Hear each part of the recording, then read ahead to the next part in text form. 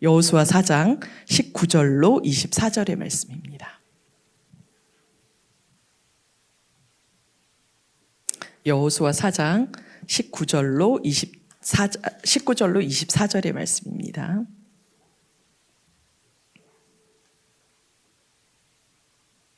예, 다 찾으셨나요? 성경책 갖고 오신 분들 충분히 천천히 찾으시면 되겠습니다.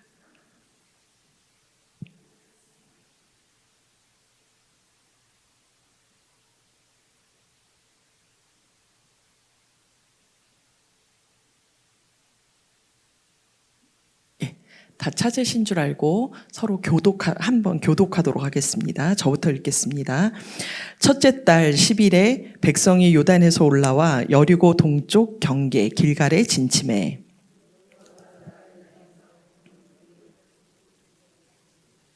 이스라엘 자손들에게 말하여 이르되 후일에 너희의 자손들이 그들의 아버지에게 묻기를 이 돌들은 무슨 뜻이니까 하거든.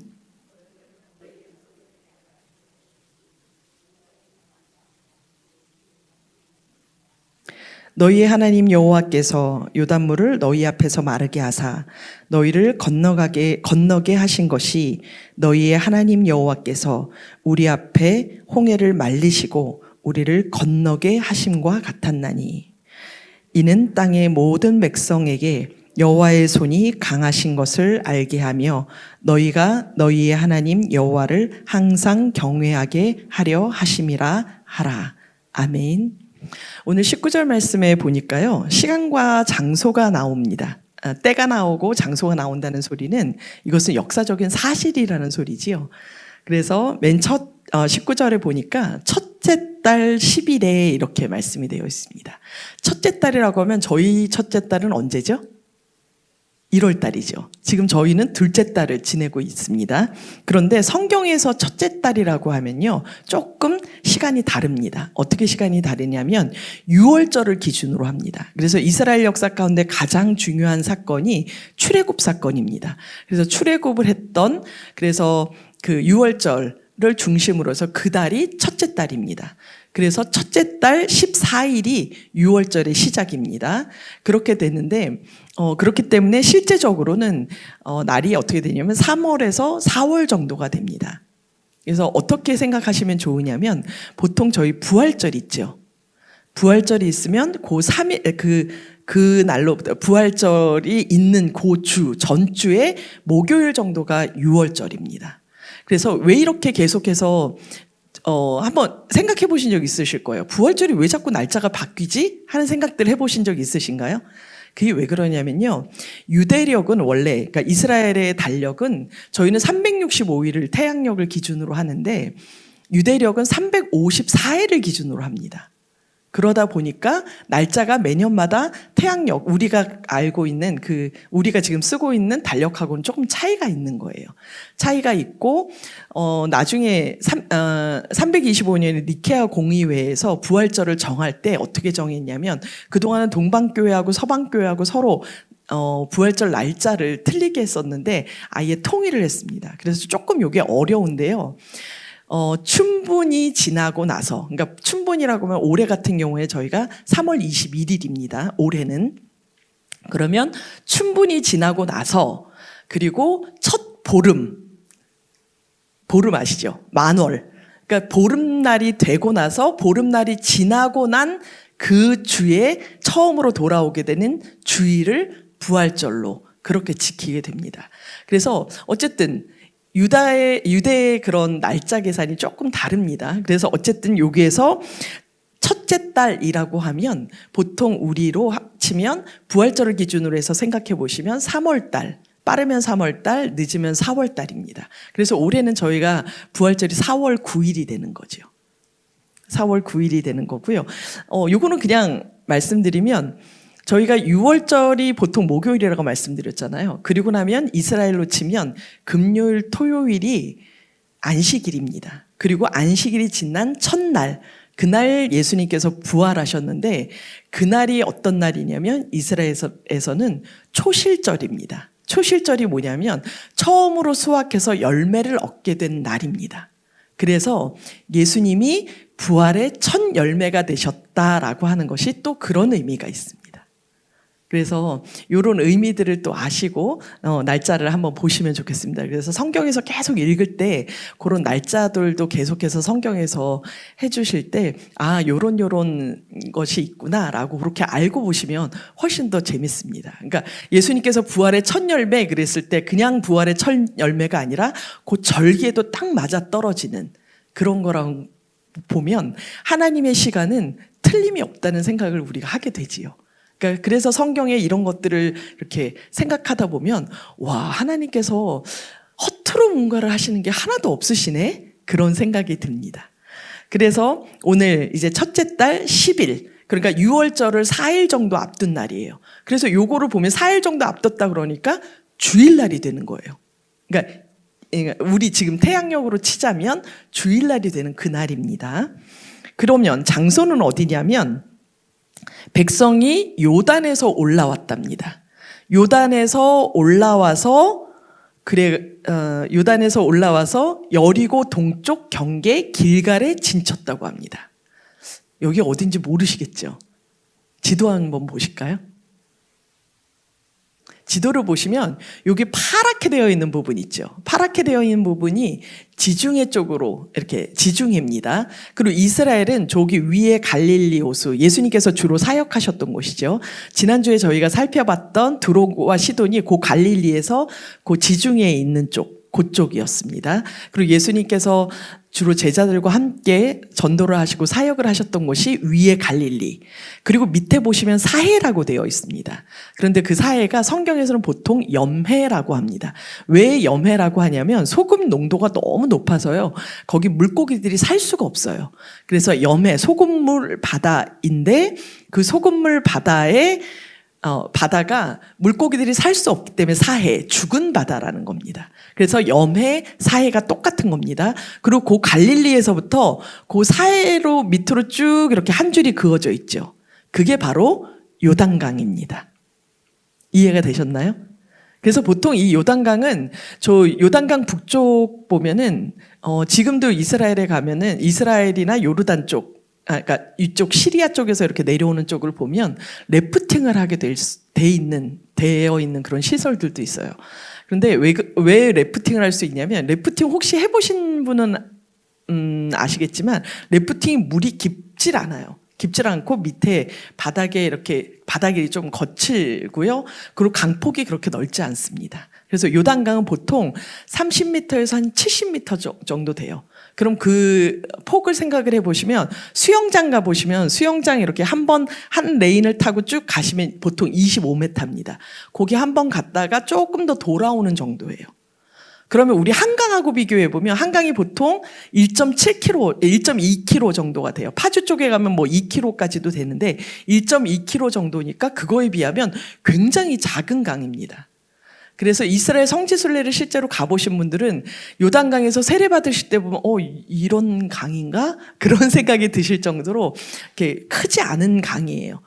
크지 않은 강이고 30에서 한 70m 정도 폭이 되고 깊이는 한 1m 정도 그렇게 되는 그런 강이라고 생각하시면 됩니다. 어쨌든 그 요단에서 다시 한번 지도 보여주시면 이제 이스라엘 백성들이요, 이 밑에 네게브라고 되어 있는 곳 있죠. 거기 사막 정도를 지나서 40년을 지나고 나서 쭉 아르논강을 지나서 사해 위쪽에 시딤이라고 보이시나요? 시딤 보이시고 그 옆에 느보산 있죠. 이 느보산은 어떤 곳이냐면 모세가 맨 마지막으로 느보산에 올라가서 저쪽 건너편, 요단강 건너편에 여리고가 보이시죠? 그 여리고를 바라다 보면서 거기에서 죽음을 맞이한 곳이 바로 저곳입니다. 그러니까 모세가 저 요단강을 건너지 못하고 그 가나안 땅으로 들어가지 못하고 죽게 되는 곳, 그곳이 바로 느보산이고요. 거기서부터 조금 더 올라가서 그 시딤이라고 하는 곳에서 여리고로 그 정탐꾼을 보내게 됩니다. 그래서 오늘 말씀을 함께 보게 된 이 여호수아의 말씀을 보면 1장에서 여호수아가 모세의 뒤를 잇게 되고, 그리고 거기에서 시딤에 머물면서 여리고로 그 정탐꾼을 보내지요. 거기에서 라합을 만나게 되는 사건이 2장에 나오게 됩니다. 그리고 3장에 이르러서 이제 그 시딤에서부터 그 여리고 맞은편 쪽으로 이렇게 건너오게 되는 겁니다. 건너오게 되는데 그 요단강을 건너게 됩니다. 그리고 그 요단강을 건너서 그 위에 여리고의 동쪽 경계라고 했잖아요. 그러니까 여리고 성이 있으면 성이 이렇게 있을 것 같으면 그 성의 바로 끝부분에 있는 곳이 바로 길갈이라고 하는 곳이에요. 그 길갈에 있다라고 오늘 이렇게 이야기를 하고 있는 것입니다. 그래서 19절 말씀 보면 첫째 달 10일, 그러니까 3, 4월 정도가 되는 거죠. 백성이 요단에서 올라와서 여리고 동쪽 경계 길갈에서 진을 쳤다고 하는 겁니다. 진을 쳤습니다. 이제 20절 보겠습니다. 함께 읽겠습니다. 시작. 여호수아가 요단에서 가져온 그 12돌을 길갈에 세우고, 요단에서 돌을 주워 왔다는 거예요. 그럼 도대체 어디서 주웠을까요? 어디서 주웠겠죠? 그리고 주워서 길갈에다가 그걸 갖고 와서 길갈에다 세웠다는 거예요. 왜 돌을 갖고 와서 길갈에 세웠을까요? 21절 또 보겠습니다. 시작. 이스라엘 자손들에게 말하여 이르되 후일에 너희의 자손들이 그들의 아버지에게 묻기를 이 돌들은 무슨 뜻이니까 하거든. 길갈에 이렇게 돌이 세워진 거예요. 그런데 나중에 먼 미래에 이제 이스라엘 백성들이 그 가나안 땅에서 살게 될 것 아닙니까? 이제 여호수아 정복 전쟁을 통해서 살게 될 때 후손들이 물을 거라는 거예요. 이 길갈에 세워진 이 돌들, 12개나 되는 돌들, 자신들이 12지파니까 뭔가 우리하고 연관이 있는 돌들 같은데? 라고 생각해서 묻게 될 때 이야기하라는 겁니다. 무슨 뜻입니까? 라고 물으면 뭐라고 대답해야 되는지 한번 보도록 하겠습니다. 22절 말씀입니다. 시작. 너희는 너희의 자손들에게 알게 하여 이르기를 이스라엘이 마른 땅을 밟고 이 요단을 건넜음이라. 그러고 보니까 요단을 건넜는데 아까 그 요단을 건넜다고 했잖아요. 근데 요단을 건널 때 그냥 제 생각에는 한 1m 정도 되면 저희 허리 정도? 그 정도 올 것 같아요. 허리나 조금 더 높으면 이제 가슴 정도까지일 텐데, 그거를 물로 이렇게 건넌 것이 아니라 지금 말씀을 보니까 마른 땅으로 건넜다는 거예요. 그러면 요단물이 다 빠졌을 때 건넜을까요? 어쨌든, 하나님께서 그런 좋은 시간을 마련해서 건너게 하셨을까요? 그런데 그렇게 좋은 시간을 택하여 주셨든, 어떻게 하셨든지 간에 어쨌든 마른 땅으로 요단을 건넜다는 겁니다. 그래서 하나님께서 이 돌들을 세우라고 하셨나? 요단강을 물 밟지 않고 마른 땅으로 건너게 하셨구나. 여기까지는 이제 저희가 알겠습니다. 23절 말씀입니다. 시작. 너희의 하나님 여호와께서 요단물을 너희 앞에서 마르게 하사 너희를 건너게 하신 것이 너희의 하나님 여호와께서 우리 앞에 홍해를 말리시고 우리를 건너게 하신과 같았나니. 하나님께서 그 요단강을 말리셨다는 겁니다. 그래서 물을 건너지 않고 마른 땅으로 건널 수 있었다고 하는 겁니다. 그런데 그것을 어디다 비교하고 있냐면 지금 홍해랑 비교를 하고 있는 거예요. 이상한데요? 아까 제가 분명히 강폭이 30m, 70m 정도라고 했습니다. 70m 정도면 수영장 한 바퀴 반 정도 가는 거리예요. 그러면 아무리 조금 기운이 없어도 저희 조카들하고 이제 수영장을 가도 애들하고 가도 이렇게 한 바퀴 이렇게 걸어서 올 수 있는 충분한 거리거든요. 그런데 그거랑 그 홍해 바다지요. 그 네겝 사막 더 밑에 있는 네겝 사막이 시작되면 그 바로 밑에 있는 그 홍해를 건너온 거랑 같은 수준으로 이것을 놓고 있다는 거예요. 이쯤 되면 이게 무슨 사건인지 한번 알아봐야겠지요. 여기서 말씀이 한 절만 더 설명하면 끝인데 다시 3장으로 넘어가도록 하겠습니다. 3장 15절 말씀 한번 보도록 하겠습니다. 3장 14절부터 보겠습니다. 함께 읽겠습니다. 시작. 백성이 요단을 건너려고 자기들의 장막을 떠날 때에 제사장들은 언약궤를 메고 백성 앞에서 나아가니라.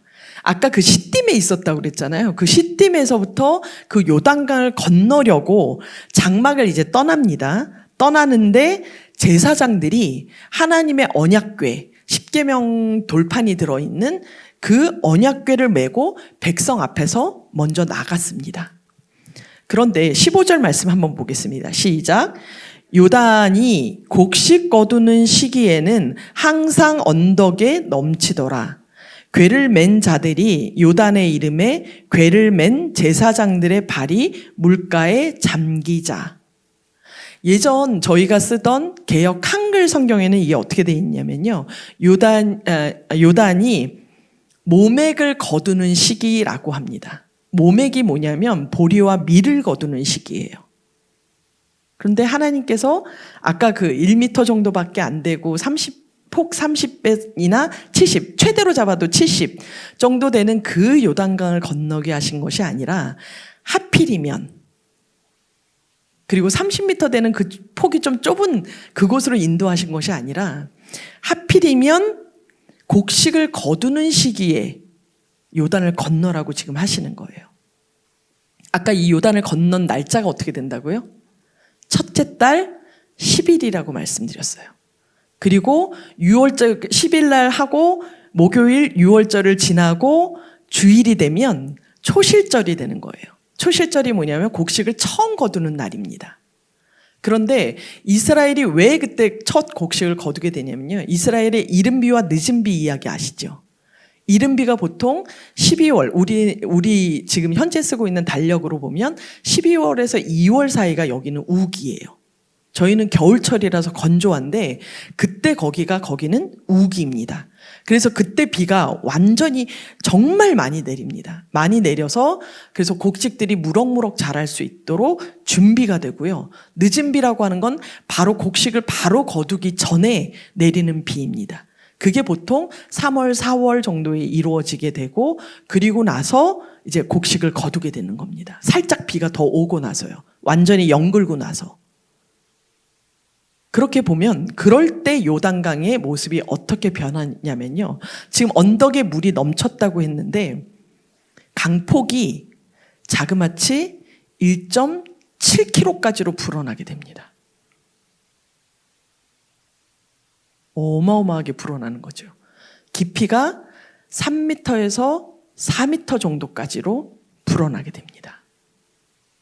아까 강폭이 그 정도일 때 수영장을 한 바퀴 반 정도 갔다 오고 허리나 가슴 정도에 왔을 때는 충분히 사람이 건널 수 있는 그 요단강이 이제는 한강을 건너야 되는 정도가 됩니다. 한강이 딱 그 정도거든요. 하나님이 하시는 일들을 보면요.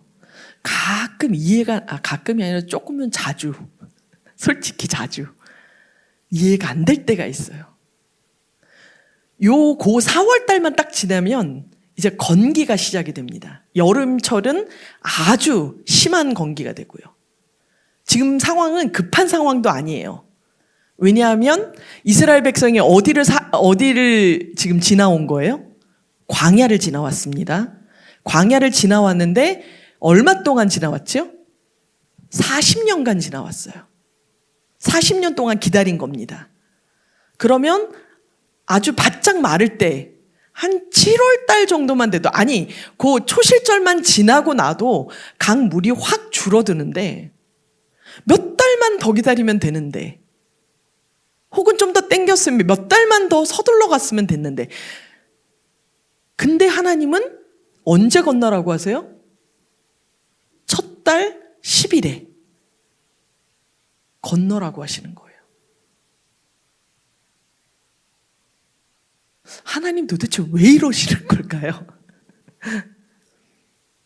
지난번에 그 여인도 쉽게 안 해주시고, 아브라함에게도 75세 때 내가 아들을 주겠다 그래놓고 완전히 인간의 모든 일들이 다 끝난 100세의 아들을 주시고, 심지어는 하나님의 사자들이 앞에 있는 가운데서 아브라함과 사라가 웃기까지 할 정도로, 그래서 아들의 이름을 웃음이라고 지을 정도로 그렇게 하나님께서 꼬시는 데가 있어요. 가만 보면. 그래서 내 인생에도 자꾸 하나님이 뭔가 꼬시는 것 같아서 너무 힘들고 어려운 마음이 들 때가 있습니다. 그러세요? 어떠세요? 하나님이 자비롭고 은혜로우시고 한없이 사랑이 많으신데 왜 자꾸 우리를 이렇게 어렵게 하실까요? 자, 그랬는데 거기에 언약궤를 맨 제사장들이 앞서갑니다. 그리고 백성들은 거기에서부터 2,000규빗, 한 900m, 한 1km 정도 떨어져서 이제 오는 거예요. 떨어져서 옵니다. 그런데 무슨 일이 일어났느냐? 16절 말씀입니다. 시작. 곧 위에서부터 흘러내리던 물이 그쳐서 사르단에 가까운 매우 멀리 있는 아담 성읍 변두리에 일어나 한 곳에 쌓이고 아라바의 바다 여매로 향하여 흘러가는 물은 온전히 끊어짐에 백성이 여리고 앞으로 바로 건널세. 공부한 게 금방 나오죠. 여매. 사해죠. 그러니까 그 갈릴리에서부터 쭉 요단강을 타고 넘어오는 사해로 들어가는 그 물이 사르단이라고 하면 아까 보신 그 여리고에서부터 20km가 떨어진 곳이에요. 북쪽으로. 근데 거기에서 물이 멈췄습니다. 그리고 거기에 물이 쌓이는 거예요. 그리고 이 여매로 내려올 때까지 그 물이 마르는 겁니다. 그리고서는 이스라엘 백성들이 이제 17절 말씀 보겠습니다. 시작. 여호와의 언약궤를 맨 제사장들은 요단 가운데 마른 땅에 굳게 섰고 그 모든 백성이 요단을 건너기를 마칠 때까지 모든 이스라엘은 그 마른 땅으로 건너갔더라. 요단강이 넘실넘실 거리던 요단강이 멈춰서고 근데 그 물이 막 오고 있을 때 제사장들이 가서 언약궤를 메고 그 자리에 섰습니다. 발에 물을 담그니까 물이 저 위에서부터 멈췄습니다. 그리고 요단강 한 가운데로 지금 제사장들이 언약궤를 메고 들어갔고 거기에서부터 1km 뒤에 떨어져 있던 이스라엘 백성들이 이제 그 땅을 건널 때까지 제사장들이 언약궤를 메고 서 있었다는 것입니다. 그리고 그 백성들이 다 지나가고 그 다음 4장 말씀에 보면 그러고 나서 다 지나가서 제사장들이 거기에서부터 나와서 육지로 딱 올라오자마자 물이 다시 흘렀다는 것입니다. 하나님, 아까 저희가 분명히 얘기했죠. 하나님이 좀 이런 표현 써도 될지 모르겠고 고약하시고 좀 꼬는 것 같으시고 일을 어렵게 만드시는 것 같으시고 그런데 지금 요 결과를 보고 나니까 이스라엘 백성들이 한 게 있습니까? 없습니까? 상황은 너무 꼬였는데 이스라엘 백성들이 한 일이 없습니다. 누가 오히려 애쓰신 것 같으세요? 하나님도 30m 폭, 1m 깊이 말리시는 게 쉽겠죠. 근데 굳이 몇 킬로가 되고 몇 미터가 되고 그런데 그 가운데 하나님께서 일하셨지 사람이 일한 게 없어요. 넘실거리는 그 물 가운데로 발을 내딛는 것 정도, 그 믿음 정도, 그 믿음 정도가 사람이 했던 모든 일이었습니다.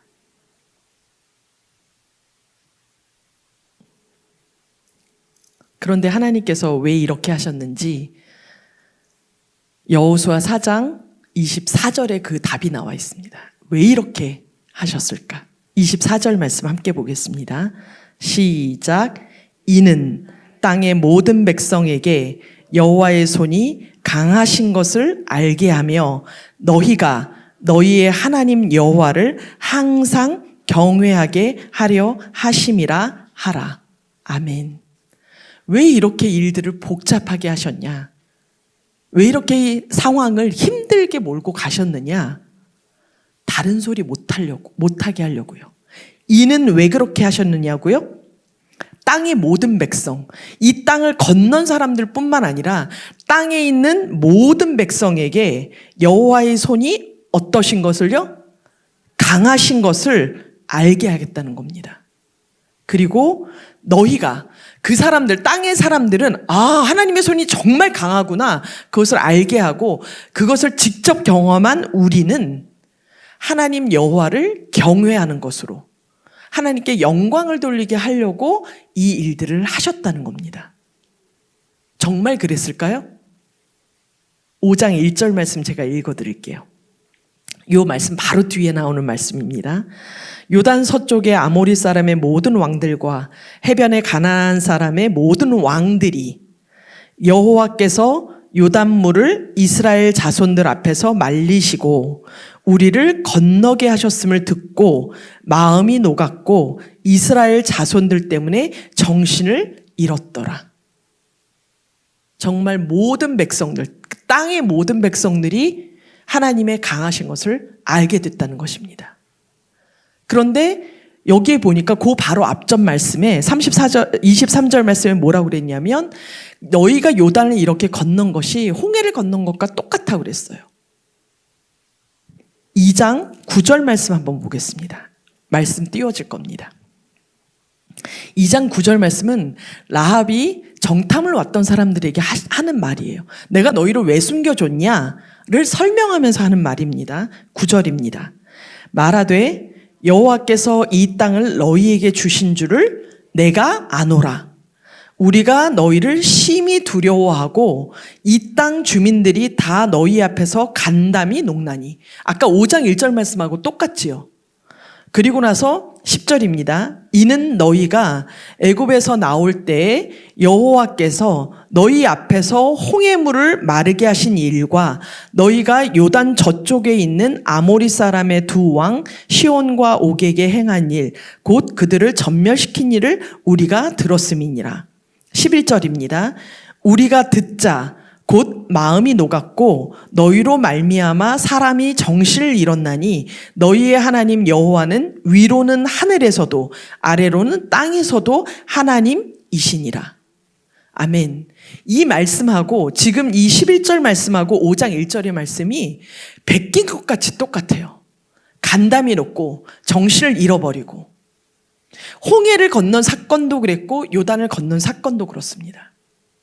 그런데 이 두 사건을 동시에 경험한 사람은 딱 2명이에요. 여호수아와 갈렙. 나머지는 홍해를 건넌 사람들은 이집트에서 나온 사람들 모두 다 광야에서 죽었습니다. 그리고 그 다음 세대가 홍해를 건넜다는 소리는 들었는데 하나님이 어떤 분이신지를 직접 몸으로 경험하지 못했을 때 하나님께서 이 경험을 하게 하신 것입니다.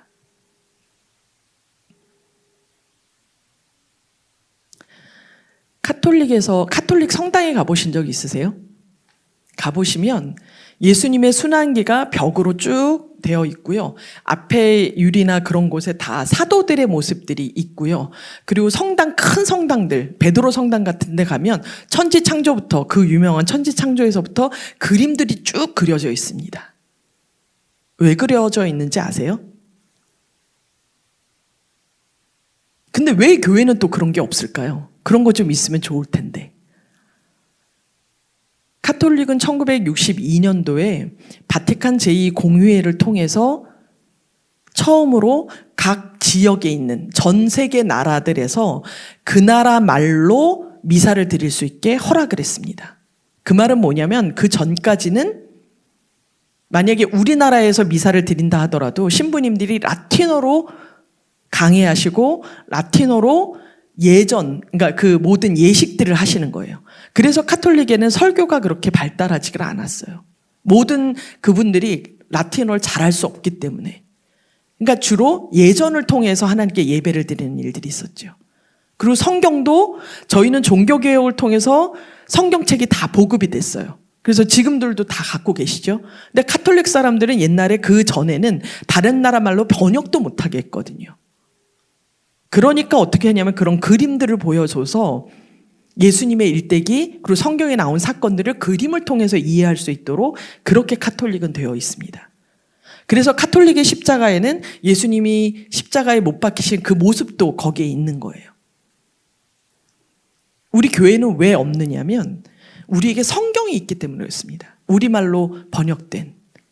그래서 처음으로 우리나라에서 공동번역, 개신교와 카톨릭이 함께 번역한 성경이 바로 공동 번역이에요.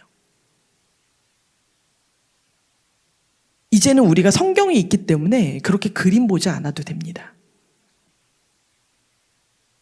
오늘날 왜 요단이 갈라지지 않고 왜 홍해가 갈라지지 않냐면요.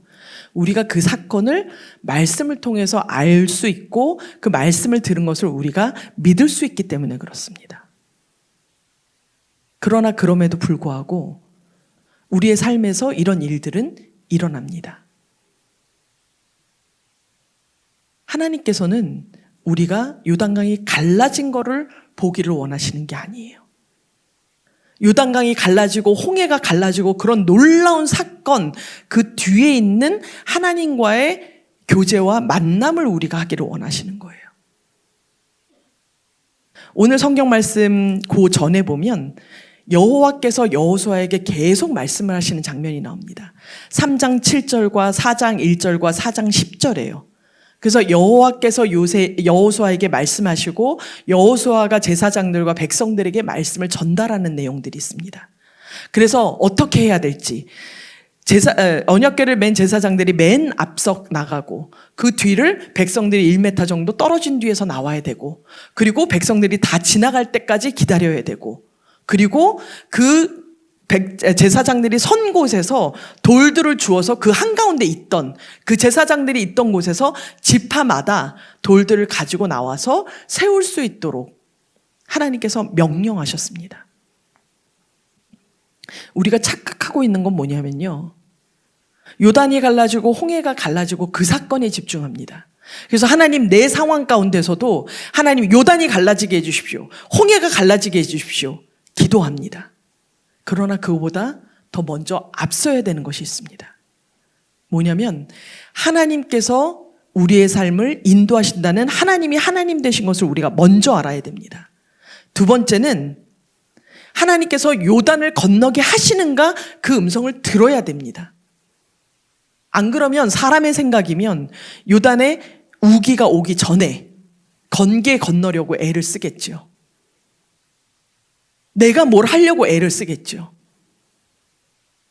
그런데 하나님께서는 뭘 하고 싶으시냐면 우리와 대화를 나누고 우리와 교제하기를 원하십니다.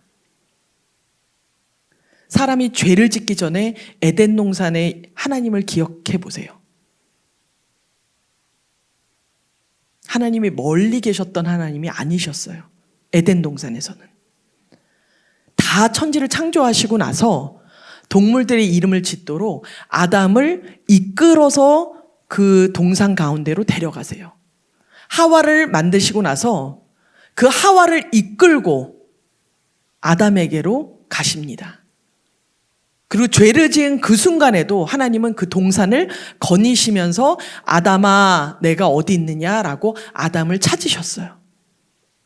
그렇게 보면 에덴 동산에서 그 사람들이 했던 일은 하나님과 교제하고 하나님과 함께 거닐고 하나님께서 이끄시는 대로 함께 다니고 하나님과 깊은 교제를 하고 하나님과 이야기를 나누고 대화를 나누는 일이었습니다. 죄를 짓고 나서는 마치 사춘기 아이와 같아요.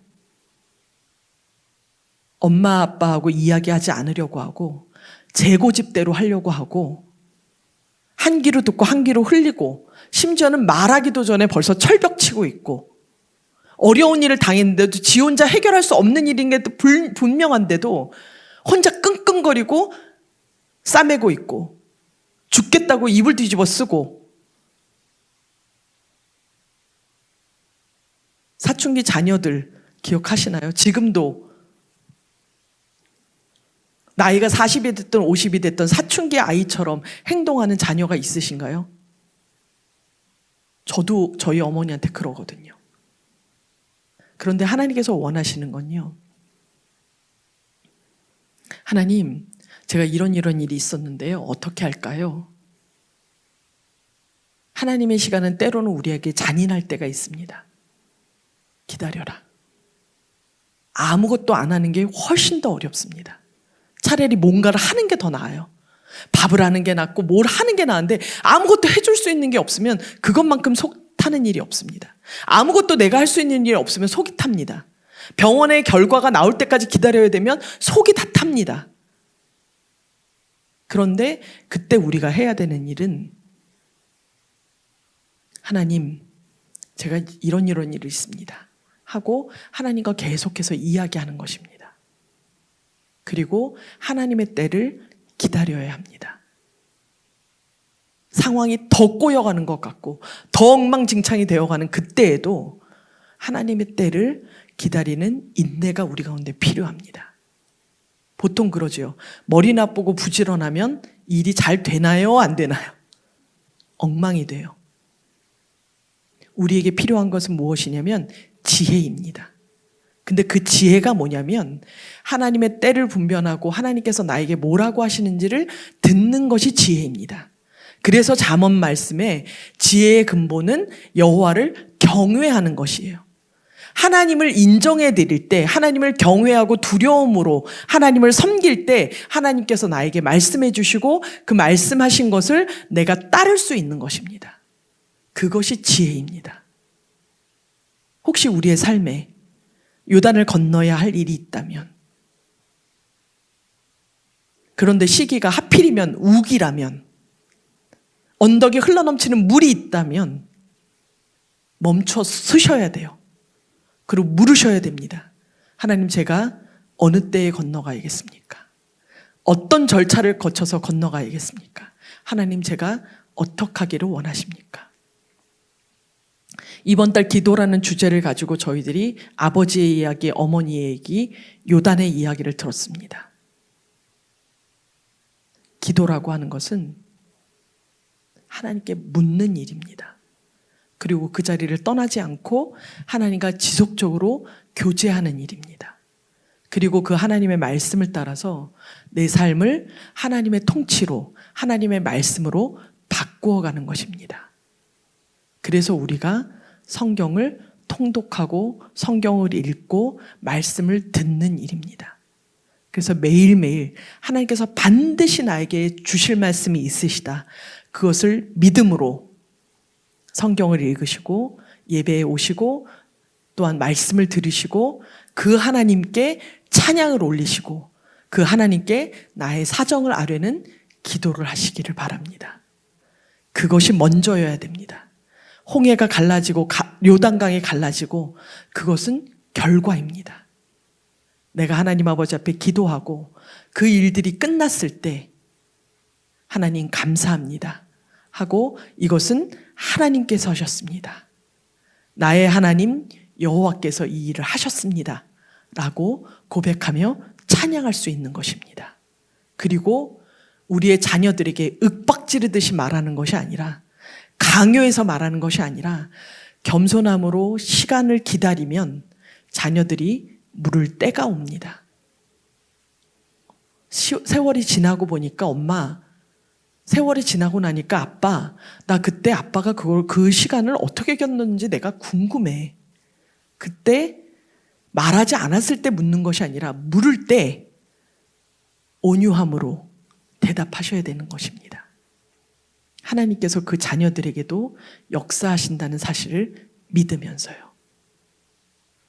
2월 한 달을 지내시면서 나의 기도를 다시 한번 돌아보시고 다음 달 주제, 말씀으로 들어가려고 합니다. 하나님께서 나에게 말씀하실 때 내가 어떻게 해야 되는가?